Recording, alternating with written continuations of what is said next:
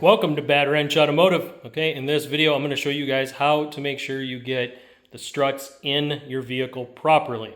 We don't want to prematurely damage our struts. We don't want them to wear out early. These things are not cheap, and the labor to put them in sometimes is very extensive, meaning we got to take quite a bit of the vehicle apart in order to even get the strut out. So that being the case, let's take a look at our Nissan Pathfinder project, look at where the strut is, and then I'll explain the differences. All right, so here's our strut. And when we put these in, guys, we want to make sure we slide them up into the top piece here, and then we put our nuts in. Usually I do tighten these down right away.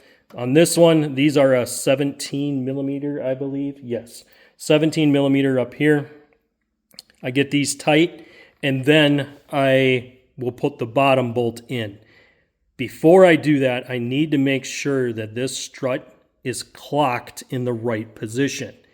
If you have the one that's supposed to be for the passenger side, this is the driver. If you have the one for the passenger side, that strut may be clocked differently.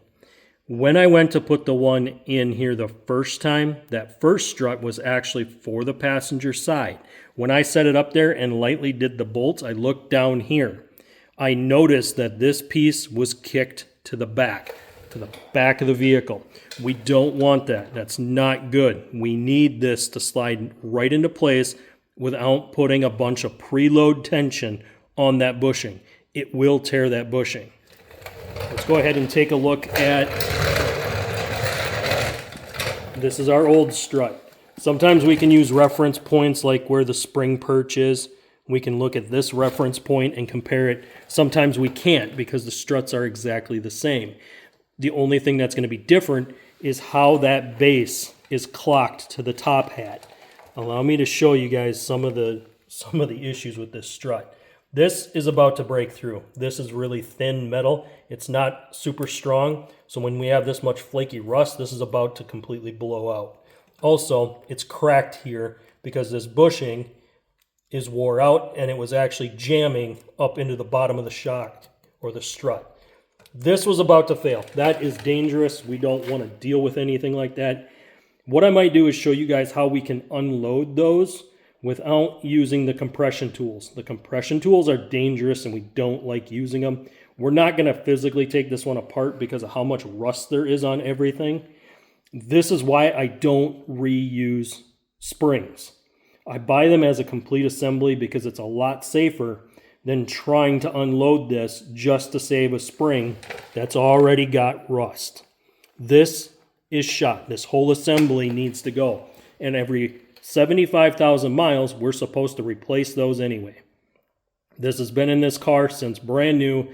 It's got 163,000 miles on it. It's done. So what did I mean about the clocking of it? Okay, so if we look at our top hat here, our top hat has the 3 bolts that hold it in place. We have our bottom bolt piece. You can see where I tried to install it, and you guys saw it was actually kicked towards the back of the vehicle, meaning that it would have bound this bushing tight here and tight back here, and it wouldn't have been riding straight inside here. Now, over time, maybe it would have straightened out and twisted on this top hat, but oftentimes these got so much pressure on them that they won't twist. All it'll do is destroy that bushing. So make sure you get the right one in when you're doing this process. And you shouldn't have to fight to get those bolts in. If you got to fight them to get those bolts in, then it's not in the right way. Something's wrong. You either got the wrong part or you have the one for the other side. Take your time, slow down, and figure that out before you get too carried away with it. Also, when we're in here, because we have to pull our sway bar out of the way, oftentimes it's better to put these sway bar end links in. And these, again, are the 17 millimeter, and then these are 21 millimeter that hold the base of them tight.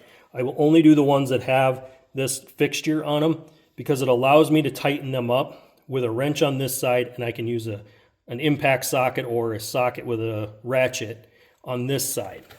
That is the right way to do a setup when you're dealing with putting in new struts.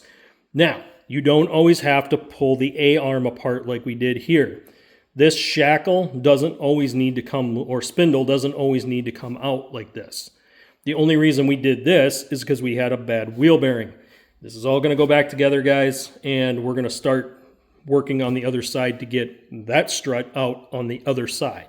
But this is how we tell the difference between work that's done properly and work that isn't. It's little things like this that make sure that what the parts you put in will last a long time. If we were to put that part in the wrong way, it would tear the bottom bushing within probably a few thousand miles, and they would have to go back to the repair shop and get a new strut put in it. Sometimes if they did it wrong and they put the wrong one on wrong side, you're going to be doing both of them. So take your time, slow down, and remember, if you ever have to force bolts to go in, something's wrong and you need to stop. Pay attention to what you're doing, take your time, go slow. Remember, this is a more advanced repair because we are dropping suspension, we are having to lift the vehicle up, we're having to take a lot of stuff apart. This isn't a simple repair. This is pretty extensive to do these struts. That's why shops charge as much as they do. Now, some of it is the labor rates have gotten a little out of control, but that's neither here nor there because you can always find a different shop to go to. But if you're going to tackle this job, remember, you're going to need a lot of tools. You're going to need to take your time, and you're going to need to be able to slowly let everything hang down. Make sure you use jacks and jack stands for this process. If you guys are liking this Nissan Pathfinder content, make sure you guys hit that like button, hit the subscribe button, and ring the notification bell so you get notified when I drop new videos, and I'll see you on the next one.